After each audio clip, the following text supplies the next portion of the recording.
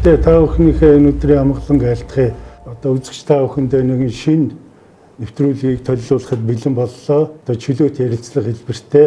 За тэгээд ингээд одоо манай үзэгчид энэ манай ирсэн зочдыг бүгдийг харж байгаа бах, бүгдийг таньдаг улсууд би нэг үржин танилцуулаад яах вэ? Энэ удаагийн дугаарыг удирдах явахтай хөтлөхөөр одоо миний бие болд сэтгүүлч оргилмаа. Бид хоёр энэ дээр ажиллах юм аа. Эхлээд нэгдүгээрт бол хүний эрх хэсэг байна. Үндсэндээ манайд бол хүрийн эрхийг энэ олон нийтийн эрхийг одоо хуурамчаар тийм хамгаалах юм бол би нэг 3 ангилж үзээд байгаа юм. Эхнийх нь 22 онд сажламын хэрэг гэдэг одоо ерөөсөө энэ айхтар ламлын хэргийг бууруулах гэж ингээд бахнаар хятад эхэлсэн. Тэгээ энэ байдал бол ерөнхийдөө 60-аад он хүртэл үргэлжилсэн. Бутцтай ерөөсөө.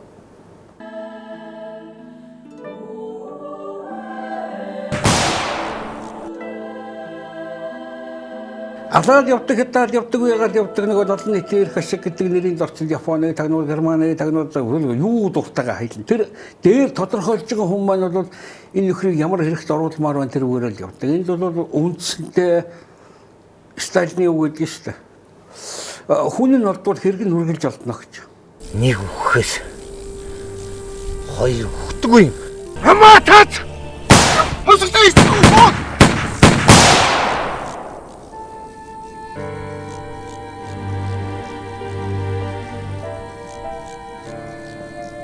Тэгэл хүн дандаа олддог жадаад байдаг гэсэн. 62 онд зөвлөлт боловсон коммунист намын 22 дугаар их хурлаас бол ер нь бол зөвлөлтийн нам дахиж хэлбэгдүүлэх хийхгүй, алж чадахгүй гэсэн манайчлаг тэрнээс хойш ерөнхийдөө улс төрийн хэрэгтний буутахаа болчихсон. Гэхдээ дахиад нөгөө хүн үргэлжил олдох юм чинь хэрэг нь бол олдвол явдаг.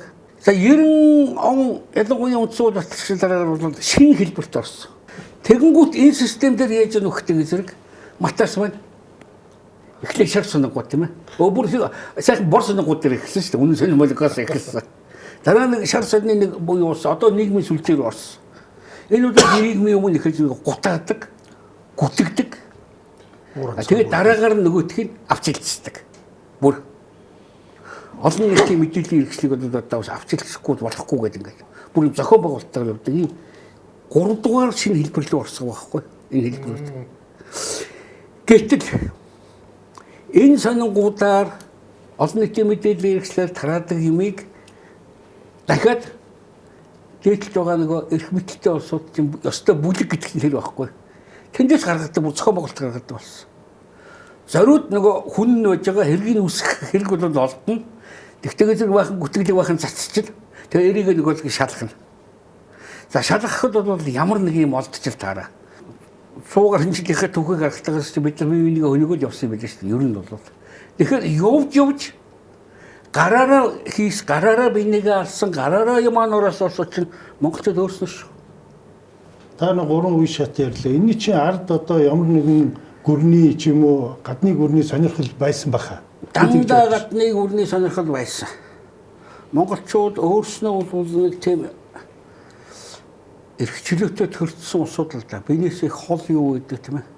Тийм учраас бол тэр эрх чөлөөгөөр хоригдно гэдгийг нэг олигтой ойлгодгүй тийм улсууд. Морин унаад модоо дохоод явхаар чинь 50 км газар хинч таарлахгүй тэгэл хин тэрийг дарамтлах юм бэ. Нэгдүгээрт үндэстнийг устгахыг гэвэл сэхэтнүүдийн устгах гэсэн тийм үг байдаг байхгүй. Их ноцтой үг. Тэгэхээр яасан ч их барагддаггүй ямар ч их хэрэг байдгийг манай орчин үеийн залуучууд мэдэхгүй байх л да 90 оны хувьсгал эхлээд арчсан өөрчлөлт болж байхад бас олон хүнийг буруутгаж ирсэн. Тэр олон хүнийг буруутгаж ирсэн сая цугсхан дурдлаа манай арчлын одоо анхдагчдын нэг зориг одоо талигачи эсрэг засгийн газрын ордны цонхоор шээсэн гэж бас тэр үед гүтгэж ирсэн байхгүй юу? Гэхдээ тэр гүтгэлийг яаж эхэлсэн бэ гэдгийг бид нар тухайн үед амьдрал мэдж байгаа. Тэр үед Оросын КГБ гэдэг школ бас Оросд бас арчлах хөдөлгөөн явагдаад Ельцин бас энэ системийг эвдэх үү, зөвлөлтийг нураах уугүй гэж тэмцэлж ирсэн яг тэр үед зөвлөлт бодвол байсан шүү. зөвлөлт холбоо тус байсан үү. Тэгэхээр яг тийм тэмцэлдэж явах үед бол Ельцнийг шал согтоо онгоцноосоо буугаад онгоцны дугуйраа хараа шийдчлээ гэж КГБ-гийнхэн тэгж юуг нь зохиосон байхгүй гүтгэлгийг тэмцэл. Яг тэр онгоцны дугуйраа Ельцин гарч ирээ шийдчлээ гэдэг тэр схемээр манай дотор юу болсон бэ гэхээр манай зориг талига шагсныг ордны цонхоор шээсэн гэж ингэж өгдөг. Тэгэхээр өөрөөр хэлбэл сэтгэлгээ хийгдэж байгаа ажлууд бол бүгд нэг юутай, нэг жортой, нэг сэтгэлгээтэй ийм байсан гэж. Тэгэхээр би бол энэ болж байгаа бүх үйлдлийн ард юу харж байгаа вэ гэхээр ер нь бол монголчуудынхаа гараар бие бинийгээ устгаж байсан боловч бодлого бүх заавар юмнууд бол дандаа гаднаас хийгдэж байсан. Одоо тэр нэг кино хийгээд бахан хулгайнууд арчсан усгал хийсэн гэж яриад дандаа скетчүүд байсан шүү дээ 90 оных чинь. Дандаа скетчүүд байсан. Тий, тэр чи одоо тэнд хэдэн шоронгийнхан л одоо өмч өвчлөлөөр юм авах гэж хийсэн гэдэг. Тэгээд хамгийн сүүлд нэг айхтар аврагч нь одоохон гарч ирэл дуустдаг юм уу да ядгийн гадаа зураг мөргөн киногийн юу вэ лээ. Энэ залуучуудыг хизээ бие бинийгээ тасар татаж дуусах болоо гэдгийг би хүлээж байгаа юм да. Гэтэл дандаа скетчүүд байсан. Өмч Театрын жүжигчин байсан. Эндээс хэлээ. Энэ актив ажиллаж байсан. Энэ 2 дугаар эмнэлэгт ажиллаж байсан. Тэр намын дэд сургуульд ажиллаж байсан. Энд юуны гадаадын дэсгээр захируулж ажиллаж байсан. Бэлдэмжлэгийн ажилтан байсан. Бусны ч гэсэн ялгаа авахгүй дандаа скетчүүд байсан. Тэнд дотор шоронгоос гарч ирсэн хүн байгаагүй. Тэр дүүнэр намайг амар та байлгахгүй. Тэд нар цааз усны хэрэггүй. Одоо тэгээ юу гэж бодлоо юм. Тэгээд нийгмийн хөдөлгөөн ийм юм жоохон үндэслэл чинь ингээд авч явдаг юу шүү дээ. Дандаа скетчүүд байдаг. Тэгэхээр бид нар чинь сэхэтнийг сэхэх болгонд намлаж явсан түүхтэй шүү дээ. Ерөөсөө. Дандаа тэр сэхэтнүүдийг ер нь тэр 90 оноос энэ баабра хэлдэг тэр яа хараач одоо энэ киноны нэр нь их муу яруу нэртэй шүү дээ. 37 дугаар тоочих багтай хат. 37 он руу заагаад зарлал хийлээд байгаа юм да. Тийм нэртэй 37 дугаар тоочих. Тэгээ хамгийн гол нь бас тэр нөгөө Оросд гарсан тэр баррикада тэр гэдэг киноноос санаа аваад хийцэн. тэр чинь луурч дулгаач тийм мафийн тэрийг өөрөө бол Оросд байгаа баррикадагаа санаа авангуудаа Монголын ардчилсан хувьсгалыг гутаах гээд тийм тэр аач тийм сценараар дахиад захиалахтай цаанаасаа юутай тэр их муу ярай. Тий. 17 онд ерөнхийлөгчийн сонгуул болоод ерөнхийлөгч солигдсны дараа ер нь энэ гадаадын хөрөнгө оруулалт тийм ээ энэ доктортой гэрээнүүдийг бол гэмт хэрэг гэж зарлагдаж эхэлсэн. Өөрөөр хэлбэл өмнөх төрийн бодлогыг тийм шүү дээ төрийн бодлогыг гэмт хэрэг гэдэг ингээд зарлаад энэ ч одоо 17 он гэ та нар би тэр бүр битсэн шүү дээ. За энэ төрийн бодлогыг гэмт хэрэг гэж зарлалаа. Ийм үйл ажиллагааг бол фашистууд хийдэг, большевикууд хийдэг, нацистууд хийдэг. Дандаа би бүр битсэн шүү дээ ингэж хийдэг юм аа. Өөрөөр хэлбэл өмнөх төрийн бодлогыг гэмт хэрэг гэж зарлаад одоо тэр гэмт хэрэг юм бол тэр бодлого хэрэгжүүлсэн улсууд гэмт хэрэгтэн байж байгаа юм. Одоо та нар санаж байна цензургүй түүх гэдээ гарсан шүү дээ. Цензургүй түүх гэдэг бүр баримт кино. Инх сайхан шивэдэд байж ах чинь. За юу та хоёр одоо юуш мэдээгүй явж ах чинь тэр цензургүй түүхтэр бол 90 оны ардчилсан хувьсгал бол одоо цаанаасаа Монгол орныг захиалахтаар колончлох, хятчлах ийм одоо хувьсгал болсон гэж мушгаад цензургүй түүх гарсан. Тэр цензургүй түүхтэр инх сайхан Гамбол Баатрууд тэр одоо тэгсэн улсууд нь өөрөөр хэлбэл гэж анх тэгээ би тэр чинь нийтлүүлчихсэн байхгүй юу? За бүр суртал нь яваад эхэллээ шүү. Түүний үргэлжлэл нь 37 одоо тэгээ 37 дугаар тооч. Та нар ингээд үйл явдлыг харах юм бол ийм зохион байгуулалт. Ийм юутай яваад байгаа шүү тийм багцаараа яваад байгаа. Уран сайхны хэлбэрээр явж байна. Түүхийн баримтыг говьулж явж байна тийм ээ. Төрийн эрх мэдлийг одоо төрийн бодлогыг буруу шаачж байгаа юм. Бүгд ингээд системтэй явж хагаад тэгээ нийгмийн ухаан санаанаа тархин угаагаад бэлэн болонгууд нь одоо ардчилсан холбооны анхны өдрөөр өөрөө чинь яллагддаг чаа. Тэгээд яллагч ардтаа шууд шорно. Тэгэхээр энэ албад байна шүү дээ. Би бол бүр аргаа ороод бичсэн шүү дээ. Та нар уншсан бол те гинэн байна. Энд ч наач яваад байна. Тийм үү? Одоо бүр зориуд яваад эхэллээ наач. Үзэл сурталчилсан үйл ажиллагаа бүхэлд нь явуулчлаа. Маш хүчтэй болсон. Би яг үннийг хэлэхэд бол би ч нөгөө 90 оноос хойш нөгөө айл ухсан тийм ээ. Хүн зодсон, дараа найзаагаа алсан. Хамгийн их юмд одоо энэний чинь энэ диалогийн чинь хамгийн их бид дээр авсан байхгүй. Энэ сасараар нөгөө бид нар 90 онд хэдүүлээ очсон улсыг явж ирсэн улсууд бид нарын нэг том алдаа гэдэг юм л. Нөгөө КГБ-гийнхэн нөгөө коммунистууд зайлахтаа Монголд үрээ тарай авчихсныг бид нар ойлгоогүй. Нөгөө Вишинский чинь манай прокурор шүүхэд өөрийнхөө школыг суулгаад те үрээ цацчаад яваад гэсэн. Одоо мэдэн шүү дээ. 92 хон хүртэл нийгмийн аюулаас хамгаалах юм чинь зөвлөлтийн генералууд зөвлөх нь байсан шүү дээ. КГБ-гийн генералууд зөвлөх нь байсан. Цагдаагийн зөвлөхүүд чинь КГБ-гийн юм байсан. Өөрөөр хэлбэл цагдаа прокурор хууль хяналтыг бол шууд КГБ-гээс хяндаг байсан. Тэгэд тэднэр нь тэр школоо үлдээгээд өрөө үлдээгээд явчихгүй юу. Тэгээ яг тэрүүгээрээ одоо хийгээд яваад байгаа байхгүй юу. Бид нар тэрийг ойлгоогүй. Ямар том муухай хортой өрөд. Жишээ нь зоргийг борлогсон хэрэг дээр бол одоо тэр систем бүр амар ажилтгийг би өөр харсан. Тийм үү? Ингээд хуучин цагдаа, хуучин тагнуулд байсан улсууд тэндээс гараад сонин гаргадаг бүгдээр. Ноцтой мэдээ маш нууц. Намайг ч одоо найзынхаа их нэртэй садралж байгаа л. Тийм үү? Тэгээ найзгаа алдсан гэдэг. Хамтран тэмцэж алдсан. Эхлээд заавал үзэл суртал тараад байгаа байхгүй юу? За одоо прокурор атагийн энэ дээр бол бүр мэрэгжил юм байна шүү. Би өгн нэлээд олон удаа сануулж хэлжсэн. Гэхдээ хүмүүс ерөөсөө хөндөж ярьдгүй. 2009 оны 10 сарын 6-нд энэ оюутлогын гэрээг зурсан байхгүй юу? Тэг яг тэр зурсан өдөр олон улсын валютын сангийн намрын чуулган Стамбул хотод болж исэн байхгүй юу? Тэгэхэд Оросын сангийн урлагч сайд нь Монгол улс Оросын холбооны улсад өртөө энэ өрөө төлөхгүй бол бид нар Парисын клубт өгнө гэж яг тэр өдөр зарласан байхгүй. Их өрөө үлдээдлийг хэлж байна. Тийм.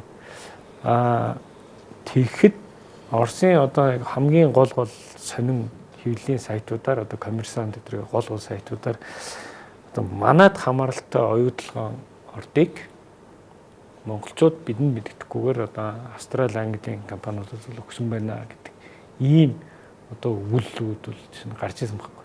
Тэгэхээр бол би энэ процесс бол өөрөө ингээд гадны сонирхлыг бол сонирхч улсуудыг бол маш их хэмжээгээр анхаарлыг татчихсан ийм том төсөл байсан байна. Тэгэхээр бол үргэлжийн зөвхөн монголчууд дотрооч биш тий манай хоёр хөрш хөрөнгө оруулалт хийх болцоотой гадны том улс орнууд бүгд л анхаарч ирсэн ийм. Тэгэхээр би бол тэр Монгол улс өртөө шүү гэж зарлж байгаа яг нэг өдөр болж байгаа үйл явц бол тохиолдол биш л гэж бодоод байгаа. Яг тэгвэл эн чинь нэг 7 цагийн зөрүүтэй байгаа шүү дээ. Улаанбаатар, Стамбул хоёр ч. Тэгээд өглөө 11 цагт зураал Стамбулд өдөр болол мэдээлэл нь гарч байгаа жишээ тийм. Намайг засгийн газар тэргүүлж явах үед бас ямар асуудал болж ирснийг хэлчихвэл бас хоорондоо холбоотой юм байна. Жишээлбэл нөгөө олон улсын валютын сан Оросын нэг хүн валютын сангийн нэг дэд захирлаарч ажиллаж ирсэн. Тэгээд тухайн үед нөгөө монголчууд реформ хийгээд ингээд эдийн засаг дэшээ яваад эхлэхээр өөрөө нэгч эхэлсэн байхгүй юу. Тэгээ өөрөө нэг 11 тэрбум гэж ярьдаг үстэй. Тэгээ 11 тэрбум өөрөө нэгч эхэлсэн. Тэгэхээр өөрөө нэгт нь бидний болцоо тийм байхгүйсэн юм чинь би юу зохион байгуулсан юм бэ гэхээр Монголд зөвлөлтийн цэрэг байхад асар их байгаль орчин бохирдуулсан нөгөө хээрийн сургууль хийгээд дэлбэрдэг минь сум бидрээ дандаа ил хайчдаг. Тэн дээр нь манай хүүхдүүд очиод тоглож байгаа дэлбэрээд өгчдөг эднэр ийм юм байсан шүү дээ. Одоо тань бүгдээрээ мартцсан баг. Тэгэхээр нь яасан гэхээр нөгөө зөвлөлтийн цэрэг Монголд байх үеийн хохирлыг бодулсан байхгүй юу. Манайхан хохирлыг бодуулаад тэгээд тэр хохирлыг би тэр нөгөө өөр нэгж байгаа асуудлыг сөргүүлж тавьсан. Тэгээ тэрнээс хойш бол арчлалын одоо засгийн газрууд арчилсан өвчнийхэн засгийн газар барьж явах үед өөрнөхөд хэрэггүй юм байна гэдгээ ойлгосноо байсан чимээг болсон Оросууд. Гинт тэр Стамбулд Оросын сангийн сайдын нэгтгэн мөнгө 190 сая байсан тий. 180 орчим. 180. Тэдсүү хэмжээний мөнгө дахиад өгч байгаа байхгүй. Гинт нэг л өдөр. Монороос цэвэд медийн зохицуултан дээр үлдсэн гэдэг. Тэгээд би бас хувь зээне ирэхээр тэрий чинь хэлцээр хийж бас дарсан л та. 11 төлсөн шүү дээ. Тэгээ 3.5 сая доллараар 97.8-ыг хөнгөлөөд. Ингэсэхэ оролцоо гэснээр Путин энэ хэмжлийнхний эсрэг хууль гаргалаа шүү дээ. Дөнгөж саяхан. Эдгээр хоног юм тийм ээ. Тэгтэл манай энд хэрвээ чи одоо хүн гүтгсэн байвал гээд эрүүгийн хариуцлага тулах тухай хууль манайд энд болсон шүү дээ. Тийм үү чи мэдж байгаа. Тэгсэн тийм. Тэгээ энэ оролцоо бол баталгаатай. Ингээд тий. Энийг өөрсдөө батлаад ингээд байгаа байхгүй. Мега төсөл гэдэг хэд удаа бас манай хүмүүс ярьчлаа шүү дээ. Магадгүй улс төр гэдэг юм уу Монгол улсын макро эдийн засгийн том асуудлуудыг сонирхдаггүй жирийн ард иргэд маань энэ юуны тухай яриад байгаа юм болоо гэдээ бас гайхаад иж магадгүй л дээ. Яг бол телевизийг бас их олон янзын олон сонирхолтой хүмүүс үздэг учраас би нэг товчхон сануулчих гэж бодоод байгаа юм. Өнгөрсөн энэ 30 жилийн дотор бүтээгүй ямар төслүүд байна. Төмөр замын төсөл, хэд хэдэн янзын төслүүд. Нэгэнд нь бол мянганы сорилын санг би одоо өөрөө оролцоо төмөр замд ажиллаж байхдаа бүтээгээд гар хөлийн үсгийн зураад буцалтгүй тусламжаар 140 гаруй сая доллар Монгол улсын төмөр замын салбарт Америкаас оруулж ирнэ гэж тохирцсон байгааг ямар нэгэн байдлаар сүлд нь мөөлсөөр муулсаар байгаад зогсоогоод гацаадсан.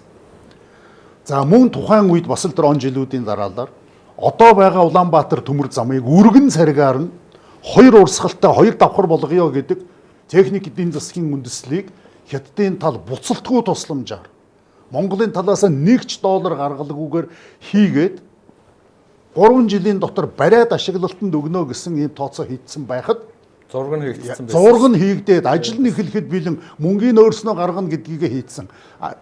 Өмчлөлд оролцохгүй. Ачаа таваараараа дүүргэж зам өөрөө ашигтай байх баталгааг нь бид өөрснөө гаргана гэдгийг хийгээд байхад ямар нэгэн байдлаар дуулаан шуугаангүйгээр бүгдийг гацаагаад зогсоосон төсөл байж байна.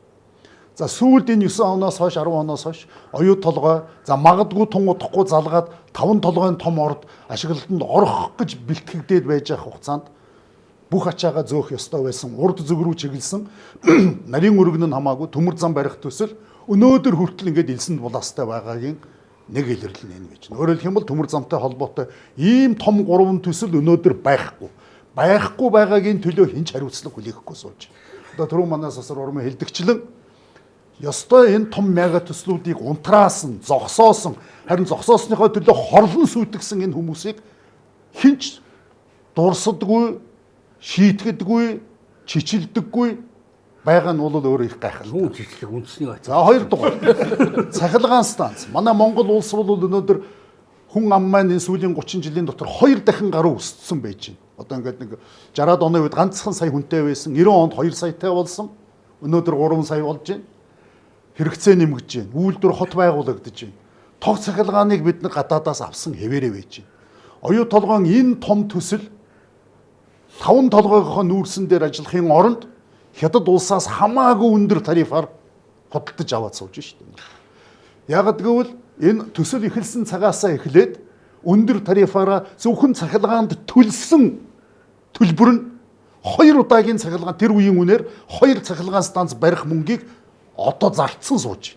Хэрэг тэр үед нь зарсан бол өнөөдөр Монголын цахилгаан станцууд ажиллаад хэдэн зуун хүн ажилтай болоод орлого маань улам их нэмэгдсэн байх байсан. Янз бүрийн шалтгаанаар одоо би тэр бүгдийг өнөөдөр нуушиж ярмааргүй. Хамгийн гол нь 5 толгой дээр станц байхгүй, Багнуур дээр станц байхгүй, Улаанбаатарын 5 дугаарыг хүүсвэр байхгүй, говьд хэд хэдэн төслүүд байсан нэгэн ч байхгүй. Эгийн голын усан цахилгаан станц байхгүй. Төсөл хэрэгжээгүйгийн төлөө нэг ч сайд, нэг ч улс төрч хариуцлага хүлээгээгүй. Яг л хийгээгүй байхгүй юмны төлөө одоо яах вэ? Энэ усан далангууд байж байна. Говийг усаар хангах, хотыг усаар хангах, хэд хэдэн том төслүүд байж байна. Тэртээ тэрнгүү үерийн ус нь хуримтлагдаад замаараа гай тарж үер болгоод тэгээд тэрэнгүү Монголын бүх голууд хөлийн чанд руу урсаад алга болдог голууд дээр жижигхэн ч гэсэн усан сангуудыг барья гэдэг төслийг бүгдийн жадлан эсэргүүцэлж байгаа 30-аад жил болж байна. Хин чин нийтлөө хариуцсан хүлээхгүй явж байна. Тухайлбал би зөвхөн усан далан гэж байгаа. Далан гэдэг чинь усан цахилгаан станц ч орно, хүн амын юм уу одоо төрүүлийг усаар хангахч далангууд ордог. Аль нь ч байхгүй. Харин ганц хоёрхан бүтцсэн байгаа. За магадгүй өнөөдөр мега төсөл гэх юм бол сүүлийн одоо бидний мэдж байгаа он жилүүдэд ганцхан бүтсэн төсөл бол оюу толгой хоёр тий. Барих гэж явсны төлөө буруутаад бариагүй төлөө одоо хариуцлага хүлээсэн. Бариулаагүйнүүд нь өнөөдөр амаа жимигээ сууж шít. Тэгэхээр энэ бүгдийн чинь цаана одоо сая манай энэ олон хүмүүсийн яриад байгаагаар Монгол улсын сонирхол лав биш ээ.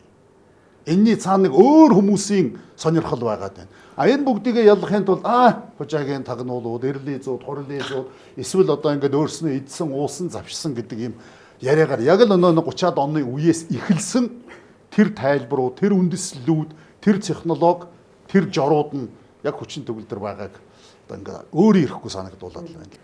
5 толгойн тухай 500 толгой 50 жил ярихад наадах чи бол хинч хэрэггүй нүүрс болооч юу болооч шүү. Тийм үнс болооч шүү. Үнэхээр одоо бол миний тэгж хэлсээс 10 жил өнгөрчээд 40 жилийн дараа нүүрс хэрэггүй болно. Эрчим хүчний шинэ усаар гарч ирдэг шүү дээ. Тэгэхээр би бол одоо үнс болно гэж хэлээгүй л дээ. 50 жилийн дараа наадах хинч хэрэггүй юм болооч шүү. Гэтэл 5 толгойн нүүрсийг одоогийн хүчин чадлаар вагоны юугаар зөөхөд 1000 жил болох гэдэг байгаа байхгүй юу? Тэгэхээр бид нар эхний 50 жилдэн зараад үлдсэн 950 жилдэн зарж чадахгүй нь шүү. Бодит юм чи энэ байхгүй л да тийм үү? Тий. Одоо тэгэл гоолаар үнс болно гэсэн харахгүй үнс болоогүй. Зээх бол юу гэж хэлсэн гэж. Тий тэгнэ лээ. Тий. Хэн баабар бол тэр үнс болно гэдэг нь бол хэн элбэг дөрж найзтай авч өгөх гэсэн чинь тэрийг бол баг ахвал мөнгө авч ягаад үнс болно гэж хэлсэн гэлөө юу гэсэн гэлээ бүр. Тий захиалгаар. Тий. Ардчлалын бас нэг өөрийн сул тал бол хүн болгон өөрийнхөө өмнөх ажлуудыг хийгээд нэгдсэн төрлийн бодлого нь тэр болгон одоо анхаарахаа болоод зүгээр нэг ердийн ухуулга сурталчилгаанд автдаг одоо масс ухуулганд автдаг гинэн ёстой хүүхэд чиг болчдгийм байна. За тэгээд одоо ингээд юу гэдгийг байгаа төрийн нэг хідэн нэг хоолойгоо сөөсөн нэг мундаг одоо малгай толгой өмссөн цэрэг цагдаагаар хамгаалуулсан сөөнг хоолойтой хөмсгөө зангидсан нэг хүн ялангуяа одоо том сэтэртэй хүн гарч ирээд эцсийн үний юм ярьж байгаа юм шиг юм хов живи юм ярих дээр энэ л үний юм байна гэд хамгийн тэнэг юмд хүртэл итгээд л явчихд юм ба шүү дээ. Одоо төмөр замыг ярихтал хятадууд танк зөөгөөд оруулаад ирнэ гээл. Тийм учраас хятад руу зүгэлсэн төмөр зам байж болохгүй. Гэхдээ энэ чинь 21-р зуунд заавал одоо танка зөөхийн тулд төмөр зам барих ч ямар албатай юм ер нь.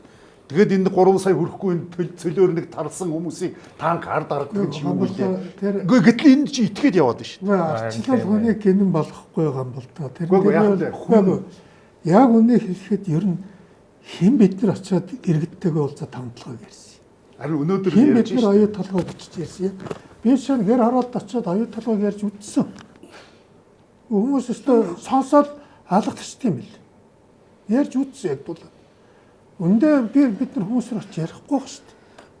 Тэгээ ер нь бол ярих хэрэгтэй. Ярих хэрэгтэй байхгүй. Нэгэн тал арчил юм чинь олон хүмүүс тэднээс дэмжлэг авахын тулд очивол юу зөв байна, юу буруу байна. Баяр цагтын одоо энэ гаргасан ном үгүй тий.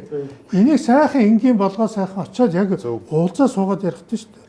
Бас тийм биш ээ.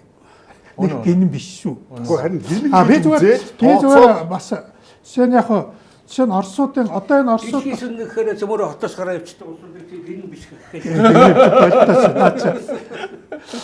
Америкч тэгс явуулгасан шүү. Гэхдээ харин түүнийг л гэж байна.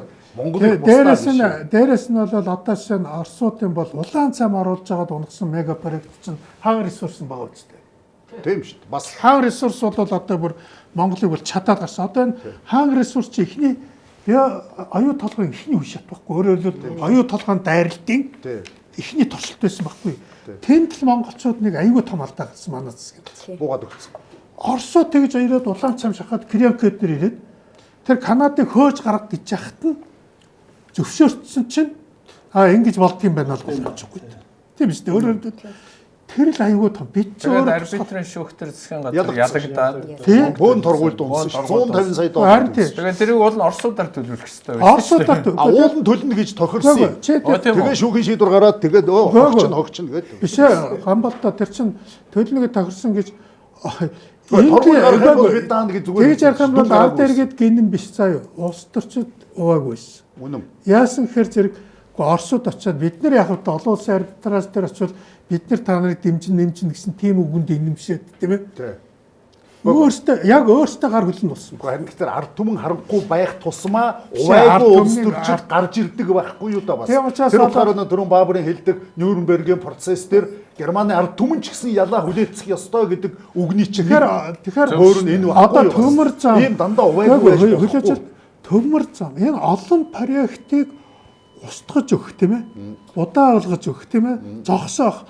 Монголын тэр амьдрал ирээдүг бол ёстой үнсэн таяад гарах тийм хүмүүс нь олдоод байгаа байхгүй. Дандаа үгүй дандаа олдно. Байгаад байгаа байхгүй. Тэр нь худалдагддаг хүн дандаа байж. Худалдагдаагүй хүмүүс нь өнөөдөр гэмт хэрэгтэн бол авчих.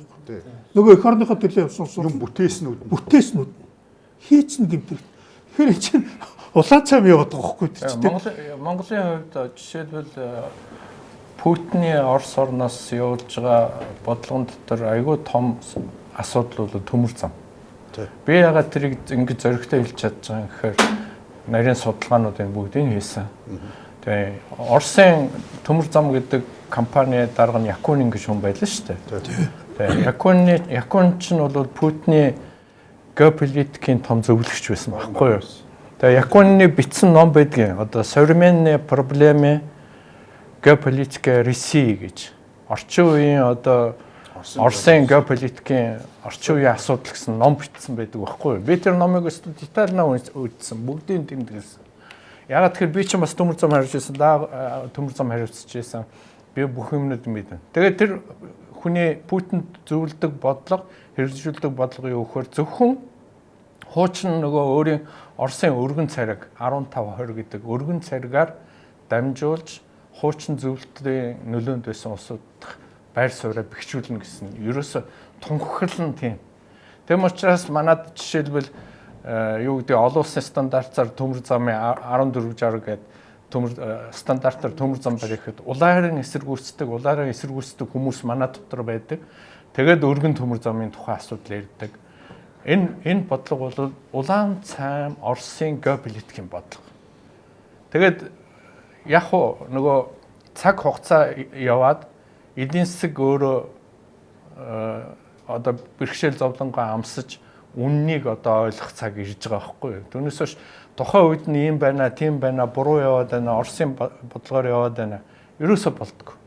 Би даг амбалтыг нөгөө төмөр замын удирдах газар гэж байгуулж ирсэн шүү дээ. Тэгээд даг амбалт тэрийг анх удирдах ирсэн. Би даг амбалтын санааг ойлгосон л доо.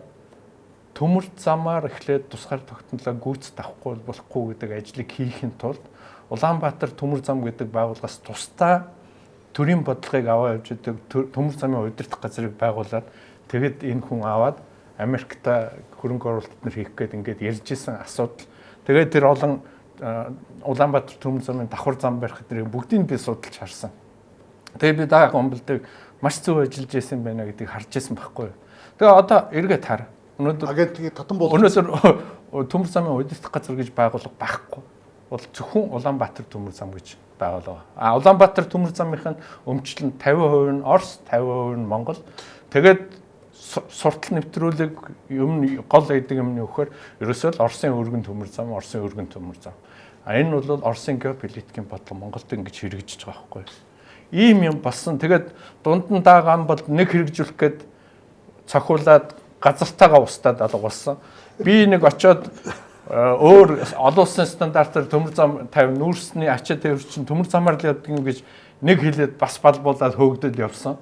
Тэгээ өнөөдөр яг тэр гадны нөлөөллийн юм дотор бүгдээрээ хэрэгтэн болоод сууж байгаа байхгүй. Би бол хэрэгтэн болохоос айхгүй. Гэхдээ асуудал нь юу гэхээр энэний ард Монгол унж шүү гэдэг юмыг анхааруулахгүй болоод Монгол энийгээ босгож өөрөө сүрж цогсож чадахгүй юм бол тэгвэл бидний тусгаар тогтмол алдагдаж шүү гэдгийг хэлэх гээд байна. News Press Zigman мэдээллийн үнцнийг танд мэдрүүлнэ. Манай хөрх юм уу Путиныг хулигдсан хоёр ерөнхий сайд байна. Нэг нь 1-2. Би магадгүй ашрыг бол тэр аамс хасаалдаг тэрнтэй холбоотой гэж магадгүй шүү. Нэр шүү. Магадгүй. Ягаад 1-2-аас гэхээр асхт төр тохирчход хурц ирээд хулигдчихсэн. Нөгөөх нь баяр. Сайхан бүлэг сайд одоо юу ярьж яг энэ тохоо 91 нөө эсвэл одоо энэ Батулгын зараалал бас ирэхгүй гэнэ үү? Яг тийм юм бол би зүгээр одоо холбогдоход яриаггүй. Тэгтээ тэргүй яг өөрөө бол эмчилгээ хийлгэж байгаа хүн. Тэр эмчилгээ нь бол тасралтгүй явах зайлшгүй шаардлага байгаа. Тийм л асуудал байна. Яагаад би дарамгуйлал гэдгийн тухайд дахин бодоод байгаа юм бэ гэхэлэр Яг тэр 30-аад онд нам дотор баруун зүүн гэж байгаад үтсэн. Тэр улс тэрийг сая ардын нам руу аваад ирсэн байхгүй. Өөрөөр хэлбэл ардын нам дотор эхлээд хөрөлсөх тоталитар дэглэм тогтоосон.